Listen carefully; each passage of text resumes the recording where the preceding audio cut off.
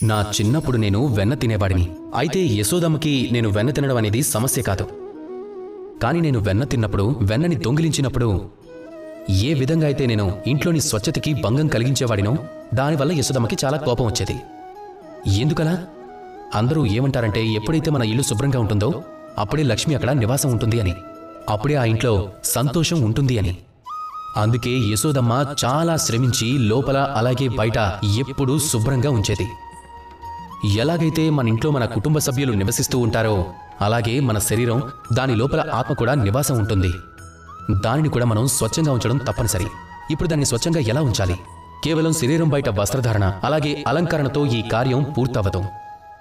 జీవితంలో కొన్ని చేదు అనుభవాలని మనందరం చూస్తాము. ఆ చేదు అనుభవాల వల్ల మన మనసు, మన ఆత్మ మలినమైపోతుంది. ఈ మలినాన్ని మన మనసు నుంచి విముక్తిపరచడం చాలా ముఖ్యం. ఈ స్వచ్ఛత అనేది చాలా ముఖ్యం. ఇక మన ఈ మనసు నుంచి మలినం అనేది విముక్తి అవుతుంది అంటే కేవలం ప్రేమ, కరుణతో మాత్రమే. అందరినీ ప్రేమిస్తూ ఉండండి. అలాగే మనసులో ఉన్న కరుణను ఎల్లప్పుడూ జాగ్రత్తగా ఉంచుకోండి.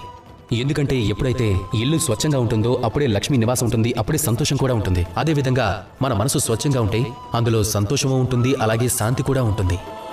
కాబట్టి ప్రేమిస్తూ ఉండండి, అలాగే మనసులో కరుణభావాన్ని సజీవంగా ఉంచండి. ఇక నాతో పాటు ప్రేమగా చెప్పండి, రాధా కృష్ణ.